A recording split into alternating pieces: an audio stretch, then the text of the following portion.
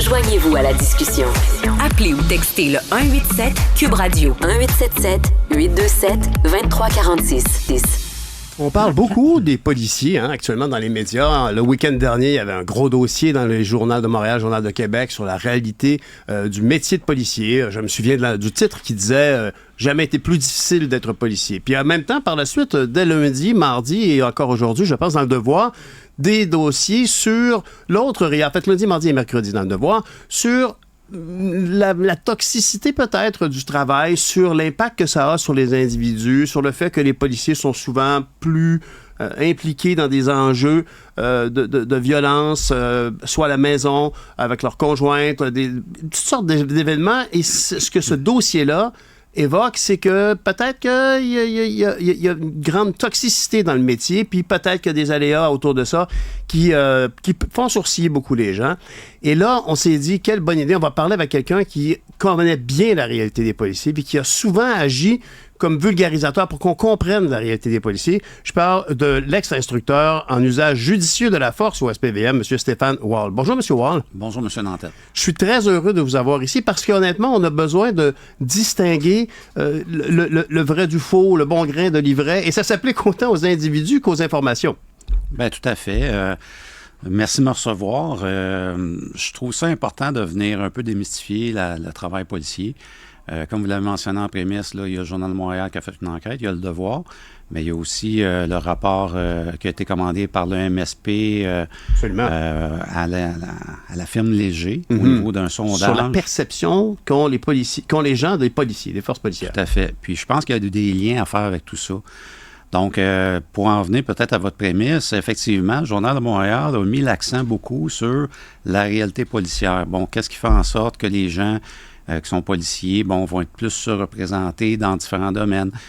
Tout ce qui est traumatique, les ressources d'aide, les besoins d'aide.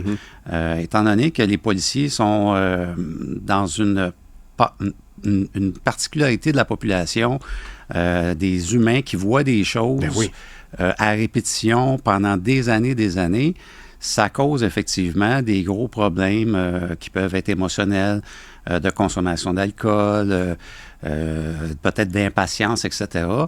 Et ça fait en sorte que ces gens-là vont consulter, où il y a plus de suicides, il y a plus de surreprésentation dans différents domaines. Donc, il y a vraiment une problématique de ce côté-là à cause de la succession, un peu comme les militaires qui reviennent de mission, puis qui ont vu, puis qui ont fait des choses qu'un humain ne devrait pas faire. Ben non, bien sûr. Donc, ça c'est l'essentiel du côté Journal de Montréal. Très, très bons articles, une dizaine d'articles. Avec Frédéric Giguère. Maintenant, du côté du Devoir, là, on est dans les constats aussi, puis il y a un lien à faire. Il y a une surreprésentation des policiers qui, ça a été compté manuellement par la journaliste Amélie Pineda et Stéphanie Vallet. Il y a une surreprésentation au niveau, exemple, les violences conjugales, à comparer de la population normale.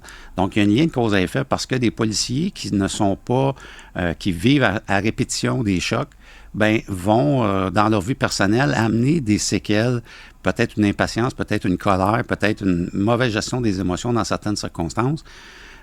Donc, cette relation-là est à faire. Puis plus tôt cette semaine, justement, on parlait avec une maison de thérapie qui s'appelle, je pense, la Vigile, Mme Marguin.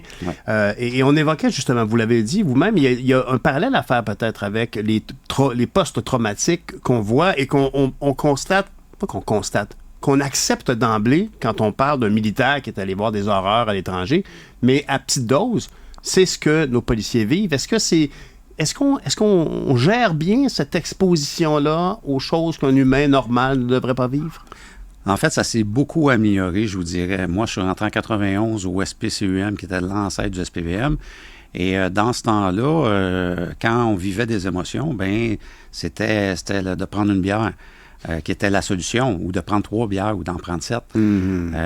Puis au fil des années, l'arrivée des femmes dans la police, l'arrivée d'un groupe de psychologues dédiés au service de police de la Ville de Montréal a fait en sorte là, que de plus en plus, la parole, c'est délié, les émotions sont déliées, puis c'est pas mal vu maintenant d'aller voir un psychologue à l'interne. Sauf qu'avec tout ce qu'on a comme contexte social, là, je vais parler en particulier pour Montréal, que c'est très difficile ce qu'on met comme pression sur les policiers de Montréal. Les problématiques, toutes les problématiques de santé mentale, de toxicomanie, d'itinérance, de problèmes, de désinstitutionnalisation.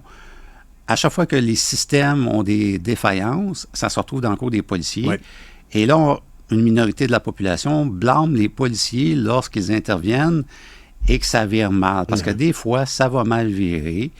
Des fois, il va y avoir une utilisation de la force, même si une force qui va être nécessaire, raisonnable et convenable, mais aux yeux de la perception d'une minorité du public, ça ne sera pas justifié.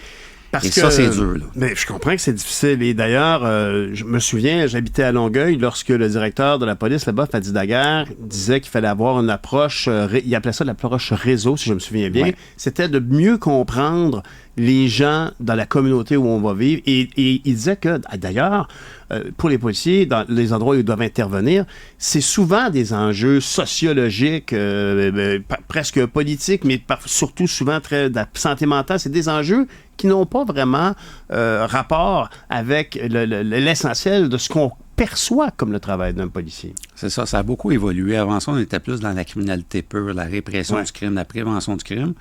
Puis maintenant, avec la désinstitutionnalisation, on a fait un choix de société de dire, ben, on va mettre des gens qui ne vont pas bien, on va les quand même mettre en liberté, des fois sous surveillance, mais des surveillances qui sont pas vraiment, des conditions qui ne sont pas réellement surveillées parce que les systèmes sont débordés.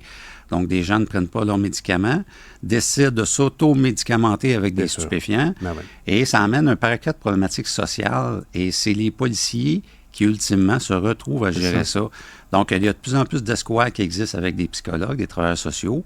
C'est appelé à grandir dans les prochaines années. À Montréal, on a commencé ça en 2012. Mais maintenant, ce qu'il faut faire, c'est revenir sur la réalité policière. C'est-à-dire, je pense que c'est important, le sondage qui est sorti hier. Il y a quand même 86 % de la population qui a confiance en ces policiers policières. Et le 14 % qui reste, il y a plusieurs raisons qui expliquent pourquoi ces gens-là n'ont pas confiance aux policiers. Parce que il faut faire la distinction entre les deux. Ben, vous avez tout à fait raison. Puis il faut montrer, tendre l'oreille à la réalité d'un policier. Vous faites ici allusion au fait qu'il y a des gens qui, d'emblée, il y a toutes sortes de slogans, là, all police are, je me souviens plus, ACAB. Je veux dire, all cops are bastards. C'est une culture de dire les flics sont tous comme ça, alors que la réalité, c'est qu'au Québec, en général, nos policiers ont une feuille de route fantastique et ils ont une formation très différente. L'autre jour, je me suis intéressé à voir c'était quoi la formation pour être policier dans certains États américains. On est loin de l'Institut à Nicolette, là. Tout à fait. Puis, il faut pas comparer des pommes avec des oranges. Puis, les idéologues antipoliciers au Québec vont souvent prendre des exemples américains pour tenter de les importer ici. Aux États-Unis, il y a 10 000 corps de police. Il y a à peu près 8 000 types de formations différentes. À Nicolette, on a une formation pour tous les policiers du Québec. Est-ce que ça peut être amélioré? Oui. Il faut toujours plus de maintien de compétences. Il faut améliorer les systèmes. Il faut améliorer les façons de communiquer. Le sondage le dit aussi. Il faut mieux communiquer la réalité du métier policier. Mais il faut faire attention, justement, d'avoir des nuances dans l'espace public, puis de regarder pourquoi 14 % des gens n'ont pas confiance. Puis dans ces paramètres-là, bien, il y a le fait que certaines personnes vont avoir des interactions avec la police depuis 2 ans. Donc, ça t'amène une satisfaction moins élevée. Des fois, c'est les expériences qui sont issues de l'immigration, parce que peut-être que la police est corrompue dans d'autres pays. Il y a des fois, c'est un ticket. On se voit un constat d'infraction, on n'est pas content après la police, on n'est pas satisfait. Des interpellations, des interceptions, mais ça fait partie du métier policier. Puis ça, il faut mieux l'expliquer.